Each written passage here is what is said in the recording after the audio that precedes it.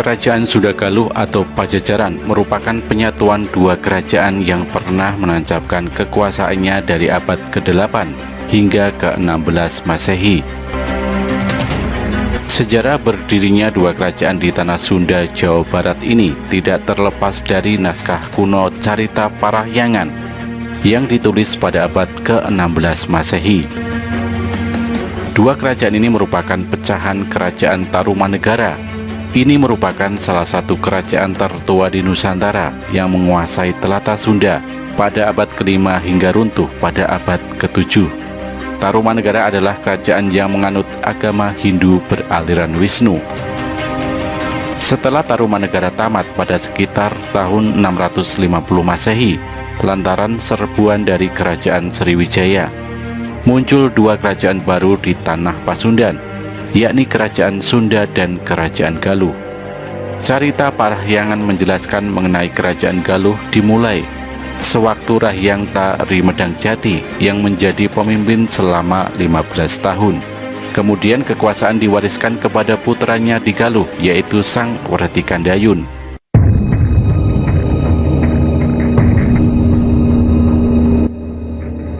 Hasil penelitian bertajuk Rekonstruksi Kerajaan Galuh abad ke-8 hingga abad ke-15 karya Nina Herlina Lubis dan kawan-kawan yang terhimpun dalam Jurnal Paramita volume 26 tahun 2016 mengungkapkan bahwa pusat kerajaan Sunda dan Galuh berada di lokasi yang berbeda. Kerajaan Sunda berpusat di Pakuan Pajajaran atau Bogor, sedangkan Kerajaan Galuh berpusat di Ciamis.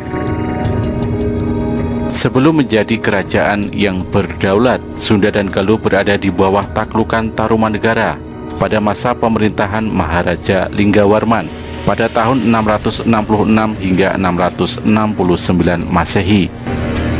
Setelah Maharaja Linggawarman wafat, tampuk kepemimpinan kerajaan Tarumanegara diteruskan oleh menantunya yang kemudian bergelar Sri Maharaja Tarusbawa. Pada periode inilah terjadi pergulakan. Penguasa Galuh Wertikandayun memberontak dan melepaskan diri dari Tarumanegara. Pada tahun 612, Wertikandayun mendeklarasikan Kerajaan Galuh sebagai pemerintah yang berdaulat. Situasi ini membuat Tarumanegara semakin melemah hingga akhirnya runtuh karena serangan dari Kerajaan Sriwijaya pada sekitar 650 Masehi. Sri Maharaja Tarusbawa yang selamat kemudian mendirikan pemerintahan baru bernama Kerajaan Sunda di tepi hulu sungai Cipakancilan yang termasuk wilayah Bogor sekarang.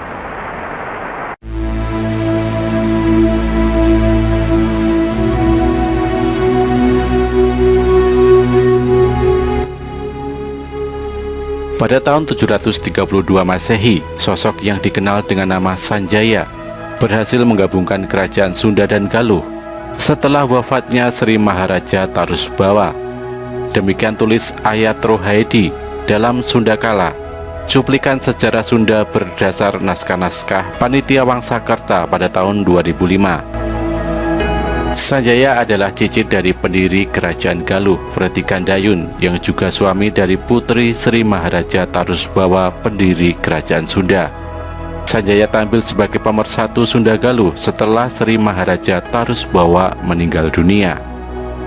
Selain itu, Sanjaya juga merupakan cucu dari Ratu Sima, pemimpin kerajaan Kalingga yang berpusat di Jepara, Jawa bagian tengah.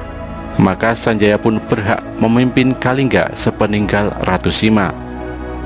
Sanjaya atau Prabu Harisdarma inilah yang nantinya mendirikan Kerajaan Mataram kuno, sekaligus sebagai pendiri Wangsa Sanjaya.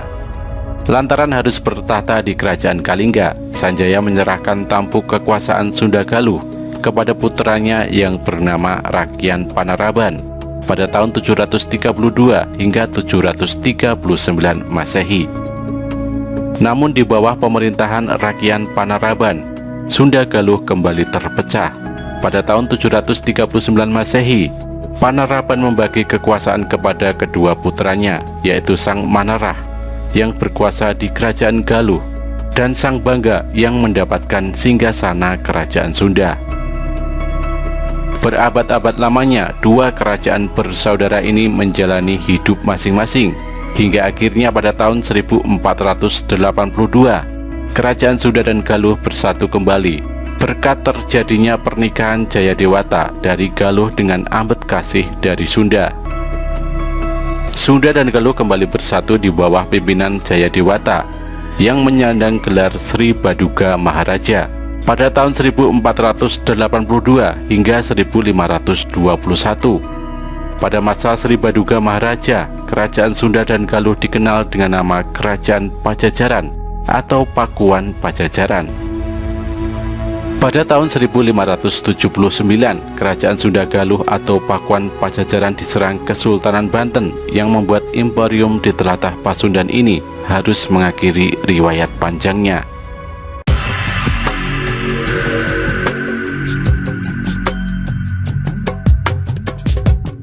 Adapun peninggalan atau prasasti Sunda Galuh adalah prasasti Rakyan Juru Pangambat, prasasti Citati, prasasti Cikapundung, prasasti Pasir Datar, prasasti Hulu Dayu, prasasti Kawali, prasasti Kebantenan, dan prasasti Batu Tulis.